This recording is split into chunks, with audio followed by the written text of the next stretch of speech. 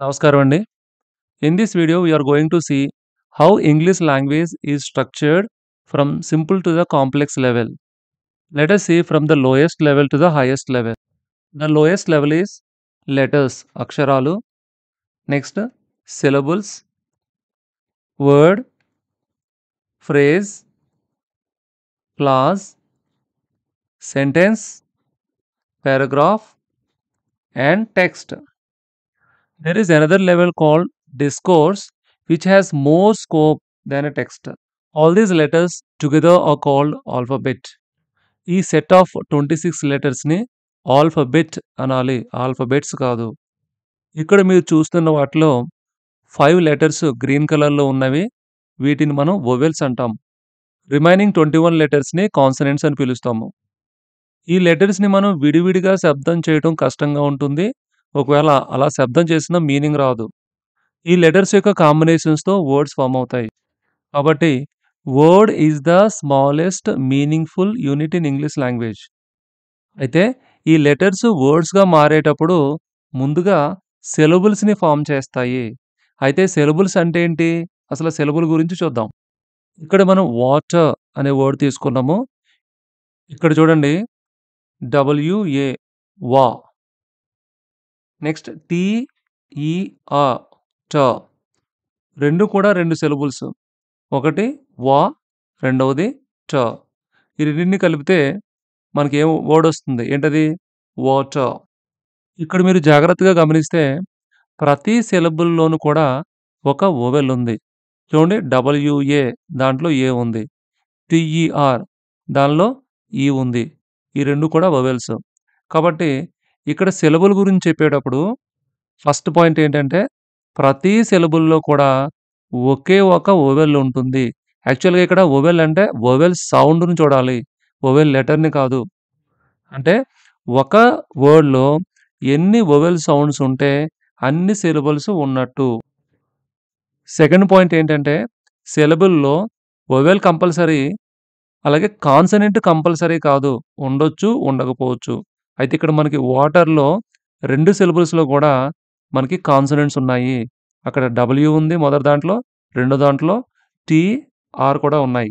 అంటే ఇక్కడ కాన్సనెంట్స్ ఉండకపోవచ్చు, 1 ఉండొచ్చు, 2 ఉండొచ్చు, 3 ఉండొచ్చు. అంటే ఎన్నైనా ఉండొచ్చు. కానీ వొవెల్ మాత్రం ఒకటే ఉంటుంది. ఒక సిలబుల్‌కి ఒక వొవెల్ మాత్రమే. ఒకవేళ ఏదైనా వర్డ్‌లో 2 వొవెల్ లెటర్స్ పక్కపక్కన ఉన్నప్పుడు కూడా ఒకే వొవెల్ సౌండ్ వస్తుంది. 2 వొవెల్ లెటర్స్ ఉన్నాయి కదా అని 2 వొవెల్ సౌండ్స్ అయితే రావక్కడ. కాబట్టి ఆ 2 వొవెల్ లెటర్స్ కూడా ఒకే సిలబుల్‌లో ఉన్నట్టు. సిలబుల్ గురించి థర్డ్ పాయింట్ ఏంటంటే సిలబుల్‌ని ఫర్దర్‌గా మనం బ్రేక్ చేయలేము. అంటే ఇక్కడ వాట్ అనే 2 సిలబుల్స్ ఉన్నాయి కదా!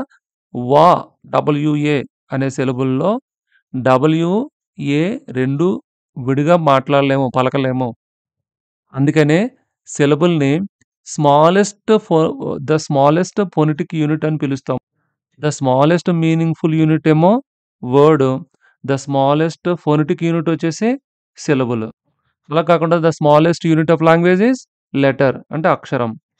సిలబుల్ గురించి నేను చెప్పిన పాయింట్స్ మీరు ఇక్కడ చూడొచ్చు.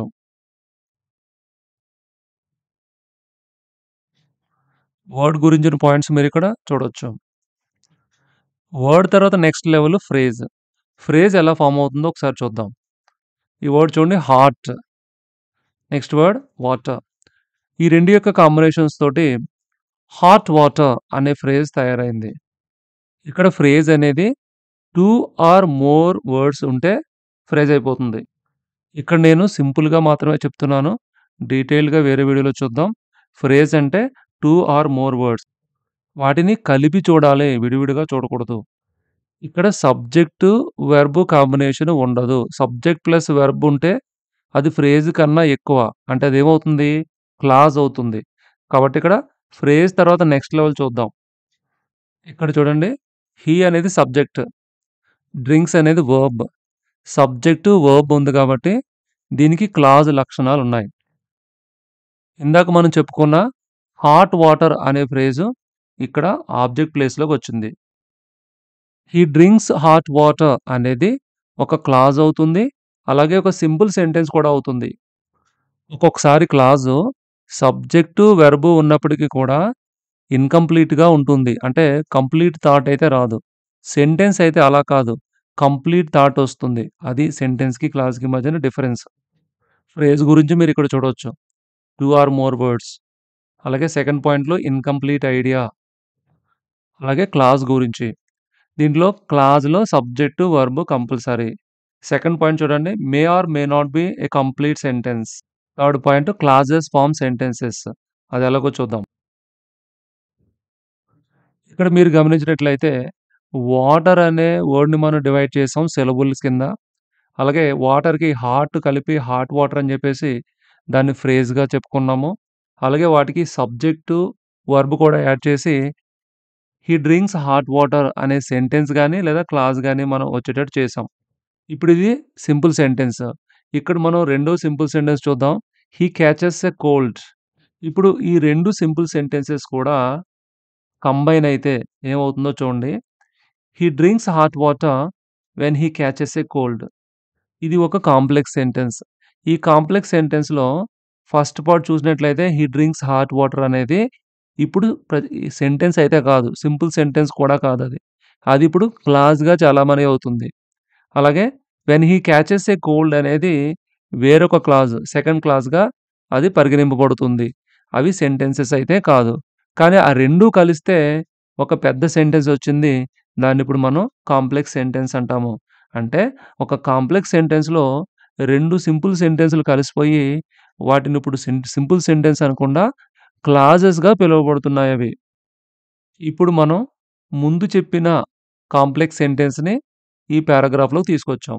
సో, ఈ ఫస్ట్ సెంటెన్సు మెయిన్ ఐడియానిస్తుంది. తర్వాత దానికి సపోర్ట్ చేస్తూ ఈ రిమైనింగ్ సెంటెన్స్ చూడండి. The warm water soothes his throat and helps him breathe easily. అదొక sentence. It makes him feel better without taking medicine. ఇదొక sentence. So, these 2 sentences support the first sentence and first sentence is the main sentence. It gives the main idea of the paragraph. అంటే ఒక పారాగ్రాఫ్‌లో sentences అన్నీ కూడా ఒక main idea చుట్టూ తిరుగుతుంటాయి. అంటే మనం paragraph రాసేటప్పుడు సెంటెన్సెస్ ఎలా పడితే అలా రాయకూడదు. ఒక మెయిన్ థాట్ ఏదైతే ఉంటుందో ఆ పారాగ్రాఫ్‌లో, ఆ మెయిన్ థాట్‌ని ఒక సెంటెన్స్ రూపంలో చెప్పి, ఆ థాట్‌ని సపోర్ట్ చేసుకుంటూ రిమైనింగ్ సెంటెన్సెస్ అంటే ప్రూఫ్స్ మనం ఏదైతే చెప్పాలనుకున్నామో దానికి ప్రూఫ్‌గా కొన్ని సెంటెన్సెస్ మనం యాడ్ చేయాల్సుంటుంది. దానికి సపోర్ట్ చేయాల్సుంటుంది. ఆ రకంగా పారాగ్రాఫ్ థాట్‌ఫుల్‌గా ఉంటుంది. Next level text. సాధారణంగా మనం ఎలాబొరేట్‌గా రాసేటప్పుడు మనకి 3 లేదా 4 ఎక్కువ థాట్స్ ఉంటాయి. ప్రతి థాట్‌కి కూడా ఒక పారాగ్రాఫ్‌ని మనం ఏర్పాటు చేయాలి. ఇక్కడ చూడండి మనం ముందు రాసిన పారాగ్రాఫ్ ఇది. తర్వాత సెకండ్ పారాగ్రాఫ్ చూడండి మనం అడిషనల్ థాట్ ఇక్కడ యాడ్ చేయడం జరిగింది. అంటే ఇక్కడ చూడండి ఫస్ట్ పారాలో అతనికి కోల్డ్ చేసినప్పుడు హాట్ వాటర్ తాగుతున్నాడని చెప్తున్నాం. దానికి సపోర్ట్ చేస్తూ ఆ హాట్ వాటర్ అనేది అతనికి ఏ రకంగా సహాయపడుతుంది? ఏ రకంగా బెటర్ అవుతున్నాడు అతను అనేది ఫస్ట్ పారాలో చెప్పాం. తర్వాత పారాలో చాలామంది అదే పని చేస్తూ ఉంటారు. హాట్ వాటర్ తాగుతూ ఉంటారు.